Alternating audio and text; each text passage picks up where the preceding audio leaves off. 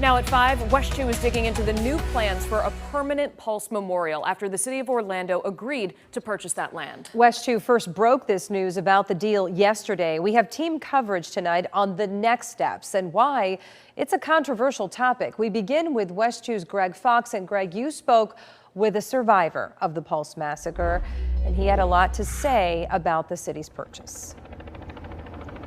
Yeah, he believes it's the right move, but he also believes that it can't come soon enough. And as we give you a closer look now along Orange Avenue at the temporary Pulse Memorial, we'll share with you that many of the survivors and the family members of those killed and wounded here in June 2016 have said a permanent memorial is long overdue.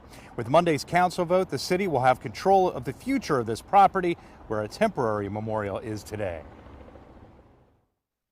Yeah, it's past time for the community to have a space where they can grieve, where they can reflect, where they can honor the people who were stolen from us. Brandon Wolf is a survivor, one of the people who lived to tell the horrible story of a heavily armed lone gunman who murdered 49 people and injured dozens of others in June 2016.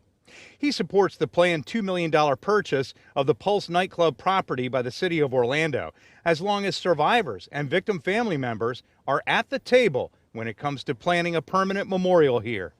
It has to be the people with the most at stake. I'm thinking about all of the moms who sent their kids off for a night of fun or a drink with their friends and never got to see them come home.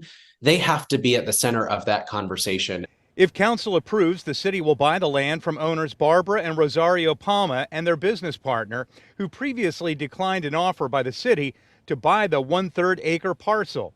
Instead, they founded One Pulse Foundation, which has yet to start building a permanent memorial. I can guarantee it'll be on that site. Mayor Buddy Dyer indicated that with Palma's sudden exit from One Pulse this year, the nonprofit does not appear ready to finish the job. I know one thing, we're going to buy the property and we're going to have control of the property. Commissioner Patty Sheehan says victim family members and survivors have made it clear they want the city to move quickly. This has been a sore and a wound on the LGBTQ plus community and many people in this community for a long time. This needs to be resolved. In recent months, the families of victims in the Parkland massacre in South Florida have been allowed to visit the site where 14 students and 3 staff members were gunned down. The mayor and Commissioner Sheehan say visits inside Pulse prior to any demolition will depend on the condition of the building and whether it's safe to go inside.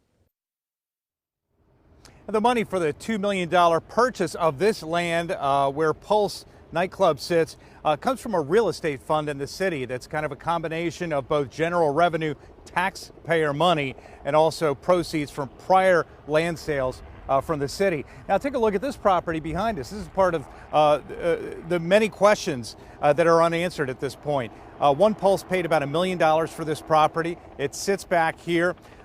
Could this be used as part of the permanent memorial site right next door? According to the city and according to the mayor's office, right now they're just not talking about what they're going to do with this parcel. Live in Orlando, Greg Fox, West 2 News.